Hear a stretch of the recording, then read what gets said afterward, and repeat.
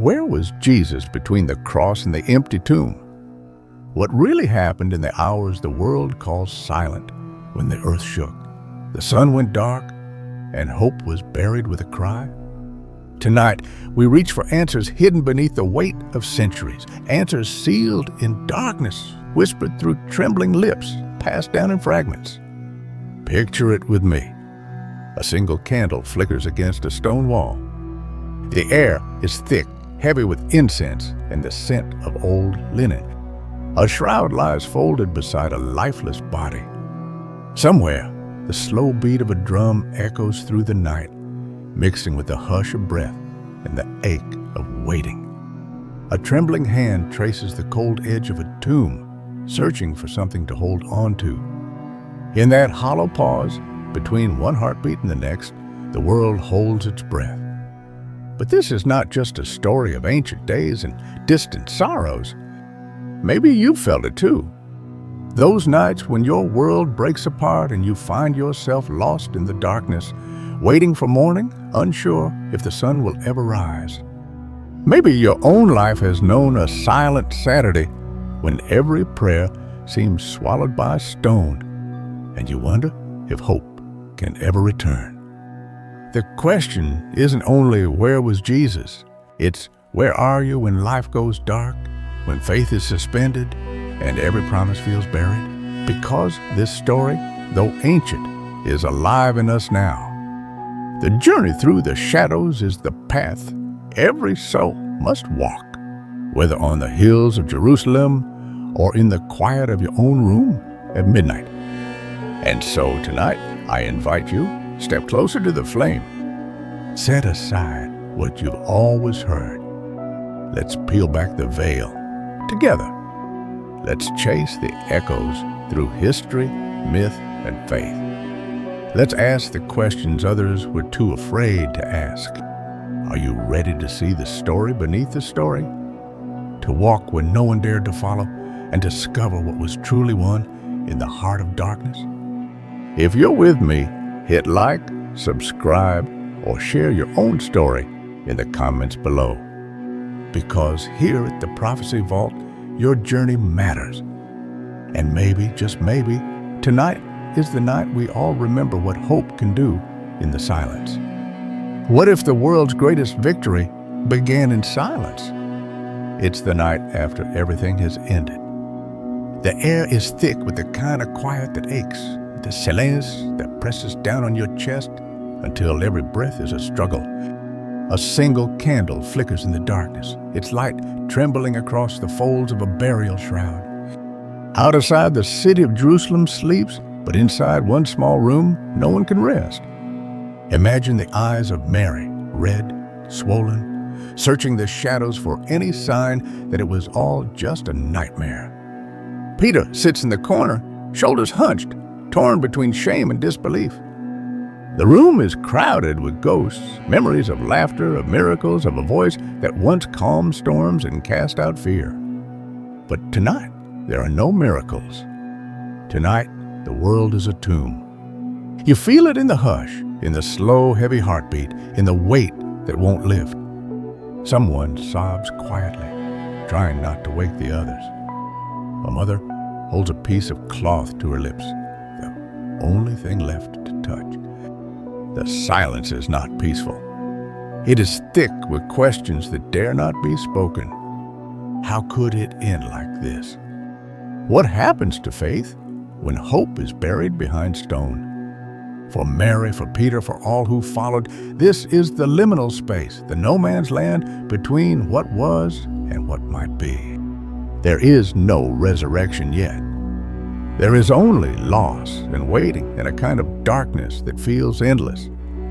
But this is not just their story. Maybe you've been here too. Maybe you know what it is to lose everything you thought you could trust. Maybe you've stood in the ashes of your own dreams, staring at the ceiling in the middle of a sleepless night, wondering if you'll ever feel the sun again. Maybe your own 3 dark days have come. Grief that stuns you into silence, depression that steals your voice, a crisis that makes every future feel impossible. Have you ever waited for the sun to rise after your own 3 dark days?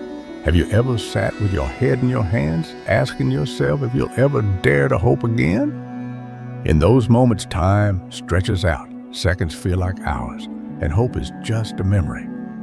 The disciples don't know that the story isn't over.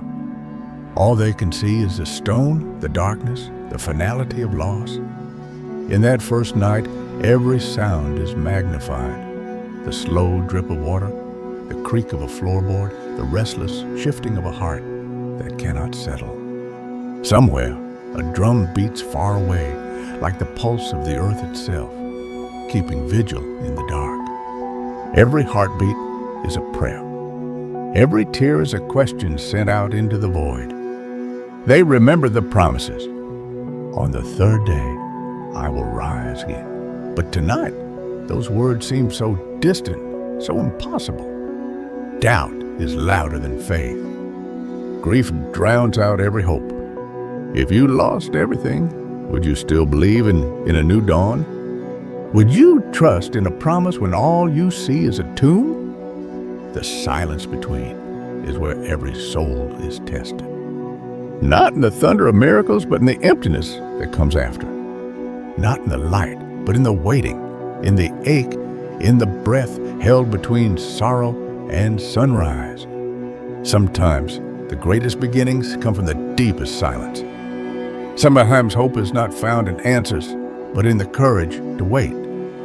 There's a reason the story lingers here, because every journey of faith has a night that feels endless, a silence that feels monotone. But even in the silence, something stirs.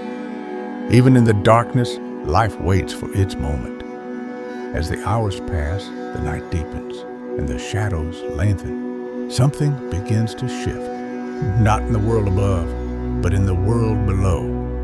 And so, as the last notes of the drum fade into the distance, and the camera drops from tear-stained faces to the cold earth beneath, we follow the story deeper, down into the heart of the darkness, to the place where everything is about to change. Are you still with me? Because the silence is only the beginning. What waits below is the secret that changed the world. What if the Savior didn't just die, but descended into the very heart of darkness? Imagine the world gone cold. The candle has burned down to its final ember. Stone walls sweat with fear and expectation. A strange wind moves through the silent streets of Jerusalem, and somewhere beneath it all, a different door creaks open. Not the door to a tomb, but the door to the underworld itself. In the unseen places where time holds its breath, a presence crosses the threshold.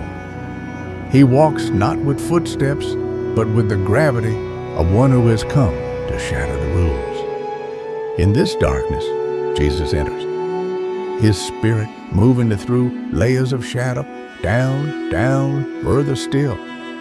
The air grows colder. The fog swirls thick and alive around the edges of something forbidden. Some call it Sheol. Some call it Hades. To the waiting souls, it is simply the place of waiting, a corridor of forgotten voices. He passes through silence, and it is not empty. It vibrates with centuries of longing, hope, regret. The first to notice him is Abraham, his eyes lighting with an old familiar fire. Beside him stands Moses, leaning on his staff, weary from waiting. David, the shepherd king, kneels, hands trembling. They all feel it, a change in the very air. Jesus moves deeper, guided not by light, but by memory. The echo of Psalm 16 rises, "For you will not abandon my soul to Sheol, or let your Holy One see decay." He walks the road that every human soul fears, the borderland between promise and oblivion. Somewhere, a voice rises from the crowd. Is it truly him? The souls of prophets, kings, outcasts gather, watching the stranger who walks among shadows. Jesus pauses, listening. He hears the distant sobs of those who waited lifetimes for this hour. He hears the angry howls of the lost echoing in the void. A question lingers in the heavy air. What if your darkest place is not the end, but a doorway? As Jesus stands at the threshold, he feels every terror that ever haunted the living. Every failure, every grief, every shame gathered in this cosmic waiting room. He moves forward past the abysm that separates rest from torment. He remembers the words he once spoke of the rich man and Lazarus, a chasm no one could cross. But tonight, the impossible is about to happen. "Who are you?" whispers a voice. He answers not with words, but with presence. A presence that carries the memory of a cross, the wound of love that could not be silenced. He looks at Abraham and says with his eyes, "The promise is here." He looks at David and all the poets who sang of deliverance. He looks at every woman and man who waited in faith, uncertain but unwilling to let go. The air shifts. The hope in the darkness grows.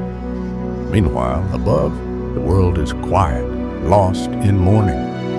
Below, every spirit leans forward. Imagine now your own darkness. A young woman alone in her car, face streaked with tears, unable to imagine a way out. A young man standing outside a courthouse, his dreams collapsing, a future he cannot see. These two are the hallways of the soul. Where the cold bites deepest, hope is hardest to find. But what if the darkness itself is not the prison, but the passage? What if every shadowed fear, every moment you felt alone, is a thin place, where the boundary between this world and the next begins to dissolve? Back in the deep, Jesus listens. He feels the weight of every soul. He carries the wounds of every heartbreak. He is there for the mother who lost her child, the wanderer who forgot his way, the outcast, the addicted, the broken. He walks among them, and his presence is the light they did not expect. He moves toward the place even angels would not tread, the cell where the spirits in prison are chained, as Peter wrote. He stands before the abyss. He lifts his head, and his eyes shine in the gloom. A proclamation rings out, not in thunder, but in an unbreakable certainty. You thought death had the final word, but I am the living one. I was dead, and behold, I am alive forevermore, and I hold the keys of death and Hades.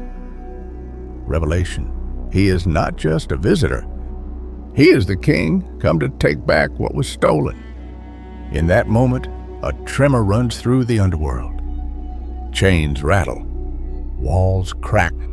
David, the ancient psalmist, whispers, "Even though I walk through the valley of the shadow of death, I will fear no evil, for you are with me." Psalm 23. Light flickers where there was none. The cosmic prison begins to break. Ephesians 4:8-10 echoes across eternity. When he ascended on high, he led a host of captives, and he gave gifts to men. In saying he ascended, what does it mean but that he had also descended into the lower regions, the earth? He who descended is the one who also ascended far above all the heavens. This is not just myth. This is the moment where loss is invaded by love, where darkness is undone from the inside. He does not rescue by avoidance, but by entering every depth, facing every terror, speaking peace to every prisoner. He moves not just for them, but for us, for every soul who's ever felt unseen, unheard, unworthy. He steps into the darkest chamber, so no one would ever have to be alone there again. He looks back at the crowd of waiting souls, and hope blooms like a flowering stone. The door is not locked. The wall is not forever. He is the new Exodus, the leader into freedom, even from the land of shadow. Would you dare to enter the place everyone fears if you knew it could change the world? Could you believe that your midnight is a prelude to dawn? For every heart breaking, for every hand clinging to the last scrap of faith, this descent is not defeat. It's the beginning of uprising. And as the darkness trembles and the eyes of ages turn toward a sudden light, you realize the next moment will change everything. A single point of radiance glows in the center of the void. The story isn't over. It's just about to rise. What if the greatest speech in history was never heard on earth? What if the moment that changed everything happened not beneath the sun, but in the heart of the abyss? In the underworld, time is different. There's a hush before the thunder. The shadows hold their breath. Then a tremor, a shiver through the stones, a rumble that shakes the vaults of the dead. A door, sealed for ages, cracks open. Sparks jump across black walls. The imprisoned spirits, the fallen ones, the ones chained since the days of Noah, awaken. They lift their heads, if spirits can lift. For centuries they have waited, some in terror, some in defiance, some in bottomless regret. In that darkness, the air thick with longing and lost hopes, they hear it. A footstep that does not belong. A presence too bright, too real. The one they never thought would come here walks into their prison. He is not afraid. He is not bound. He is Jesus, alive in the land of the dead. Lightning flickers along the walls. The spirits in prison gather close. In their eyes, shadows of old rebellion, echoes of the flood. Regret, rage, fear written on faces never meant for chains. They sense something is shifting. Their eternal night is split by a voice that carries thunder. He speaks, and every echo, every crack, every memory of rebellion listens. I have come, says Jesus. Your reign is over. 1 Peter 3:19-20 says, He went and proclaimed to the spirits in prison, who long ago were disobedient when God's patience waited in the days of Noah. Jude 6 whispers from the depths, and the angels who did not keep their own position, but left their proper dwelling, He has kept in eternal chains in gloomy darkness until the judgment of the great day. The confrontation is cosmic. The powers that once shook the earth now tremble before the wounded Lamb. They ask, Why are you here? A ripple of fear. He answers, not with argument, but with authority. I am the living one. I was dead, and now I am alive forever and ever. And I hold the keys of death and Hades. Revelation 1:18. The shackles strain. The gates quake. A fallen angel, his eyes blazing with defiance, spits out, You cannot free us.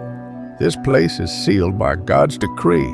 Jesus gazes back, a fire of both mercy and judgment in his eyes. No, he says, today you're not set free. Today you are told you have lost. The cross has spoken. The promise is fulfilled. Evil's debt is paid. Your power is broken. His words don't echo. They crash, thunder rolling through caverns deeper than memory. Some spirits wail. Some hide their faces. Some collapse, hope and hatred mixing into dust. Every corner of the underworld feels it, the shift, the verdict, the breaking of old dominion. This is not just a rescue. It is a cosmic declaration, a spiritual revolution, a victory that ripples across every dimension, visible and invisible. In this moment, the imprisoned hear what earth will never fully know. They are the first to witness the full weight of the victory of Christ. What if the power to break free was already given, but you just hadn't heard it yet? Up above, a young man sits in silence, wrestling his own failures. A girl fights addiction, haunted by the voice that says, "You will never be free." 1,000 anxieties, 1,000 unseen chains. They echo the same despair the ancient prisoners knew. But in the darkness, a new sound rises. The voice of the Savior, ringing not only to the abyss, but to every soul ever trapped by shame, fear, regret, or grief. Today, you have been defeated, Jesus says. The words are not for the righteous alone. They are for every power that ever claimed the right to own you. They are for every lie that said you were too lost, too broken, too far gone. They are for every addiction, every night terror, every silent scream. If your enemy stood before you, would you have the courage to speak truth to power? Would you dare to believe that your freedom is not a wish, but a decree? Stone cracks. Lightning splits the gloom. The cell doors that once marked hope now shake with possibility. Some spirits shrink, knowing their end. Others stare in awe, recognizing the justice of it. Even in defeat, they must confess, this is the King, the one who reigns beyond the veil. Jesus turns from the defeated, walks through rows of watching souls. In his wake, the ancient curse begins to unravel. The chains loosen. A great procession is about to begin. The very ground of the underworld feels it. He looks at the watching righteous, the ones who waited in faith. To them, his voice is gentle, fierce with hope. The wait is over. The prison cannot hold you. Come. The music of chains falling fills the silence. Always spreads through every chamber. No one, not death, not angels, not rulers, not powers, can stop what has been proclaimed. This is the moment the universe will always remember. A victory won not by force, but by a love strong enough to descend into every darkness and declare the final truth. The greatest speech in history, spoken where no ear but eternity could hear. Stone doors splinter.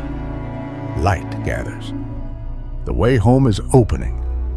And as the echoes fade, one question lingers for us.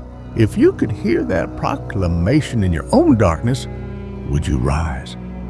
Would you dare to step out trusting that the King who broke the chains then breaks them still for you? The sound recedes. The darkness gives way. A new procession is forming, one that moves toward freedom into the light of resurrection. Let's follow. What if freedom started with a single step in the dark? Can you picture it? A vast silence. A crowd of souls waiting in the hush between worlds. Chains lie cold against ancient wrist. Shadows hang heavy, but something stirs. A glimmer, a shift in the air. Jesus stands at the threshold, radiant in the gloom. He calls each by name. Abraham, Moses, Ruth, David, Esther. His voice breaks through every wall of waiting. This is the day you've been waiting for. The darkness, thick as centuries, begins to thin. A sound, at first soft, then swelling, a chorus of chains falling, hopes awakening, tears meeting light. Abraham blinks, feeling the old ache of promise now quicken into joy. Ruth grasps Esther's hand, their faces lit by the impossible sunrise. Moses, for a moment, is just a child, set free from all his deserts. David, the singer, presses his palm to his heart, feeling it race to a new song. They do not walk alone. Behind them, every soul who once believed but never saw, every saint, every seeker, every dreamer once lost to memory stands. Jesus steps forward, the leader of this new exodus. He glances back, eyes shining with hope and victory. He gestures to the broken gate. Come. Matthew 27:52-53 tells us the tombs broke open and the bodies of many holy people who had died were raised to life. They came out of the tombs after Jesus' resurrection and went into the holy city and appeared to many people. Imagine the astonishment. Imagine the light pouring through the city gates, graves opening, stories not ending, but beginning anew.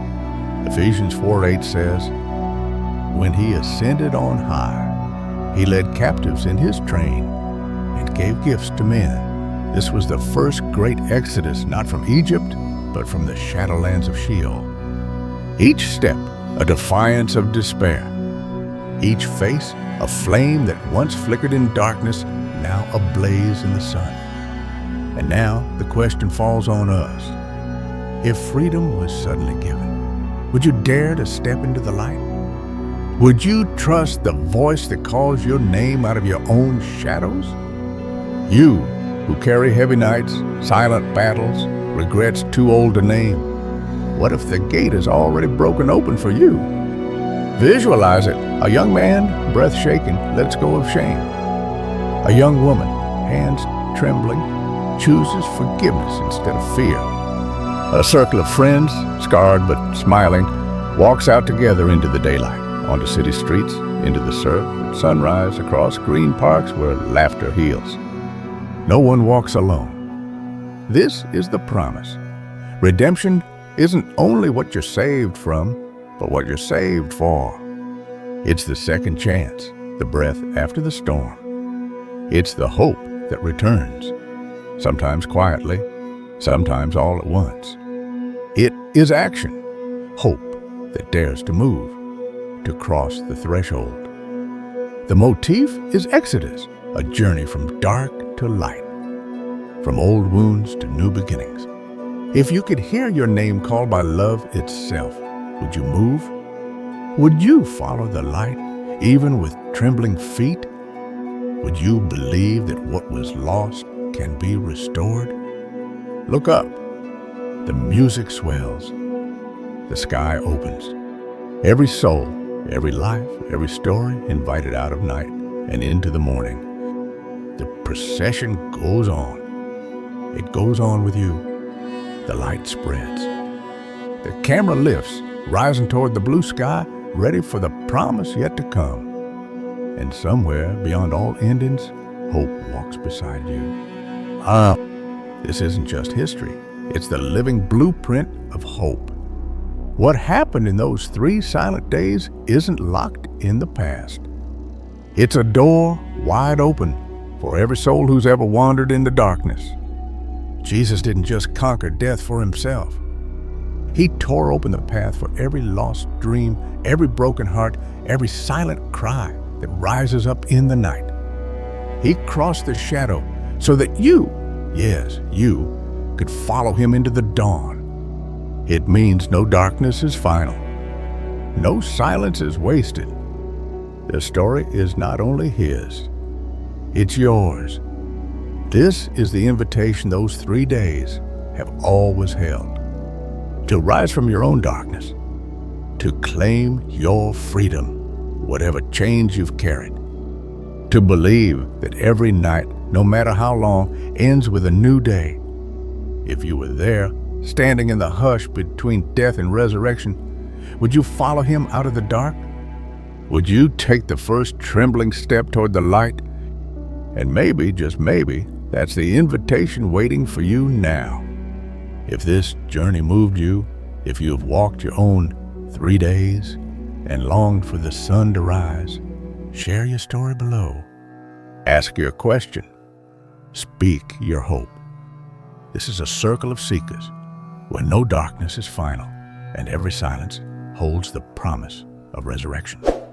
Like, subscribe, and share this story with someone who needs to know a new day is already breaking. Because as the last page closes, as the light moves across your face, as your heartbeat finds its peace, remember, the story is not over. A new day is already breaking.